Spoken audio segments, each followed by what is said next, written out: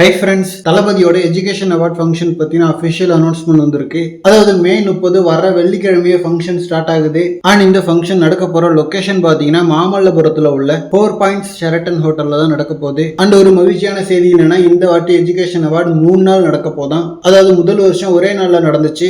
தென் நேரம் பத்தலன்னு சொல்லிட்டு last year பாத்தீங்கன்னா 2 நாள் நடந்துச்சு. ஸோ இந்த வருஷம் இன்னும் கொஞ்சம் ரிலாக்ஸா நடத்தலாம்னு சொல்லிட்டு 3 கட்டமா நடத்துறாங்க.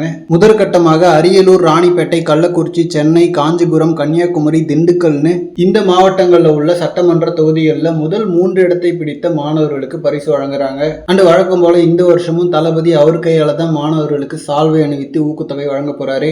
அண்ட் மற்ற மாவட்டங்களை சேர்ந்த மாணவர்களுக்கு ஜூன் முதல் வாரத்துல பாராட்டு விழா இருக்கும். சீக்கிரமே அதுக்கான தேதியும் அறிவிக்கப்படும். அண்ட் ஊக்கத்தொகை வாங்க போற மாணவர்களோட நாம அவளா எதிர்பார்த்த ஒரு ஃபங்க்ஷன் இது. ஏன்னா ஃபங்க்ஷன் நடக்கிற அன்னைக்கு செமையான வீடியோஸ்லாம் வரும். அதுவும் இந்த தடவை வேற 3 நாள் நடக்க போகுது. ஓகே ஃப்ரெண்ட்ஸ், எப்படியும் மே 30 ஃபங்க்ஷன் அட்டன் பண்ண போற மாணவர்களுக்கு அனுமதி சீட்டு போயிருக்கும். ஸோ செலக்ட் ஆன யாராவது இருந்தீங்கன்னா கமெண்ட்ல சொல்லுங்க. அண்ட் தொகுதி வாரியா டாப் 3 தான் செலக்ட் பண்ணியிருக்காங்க.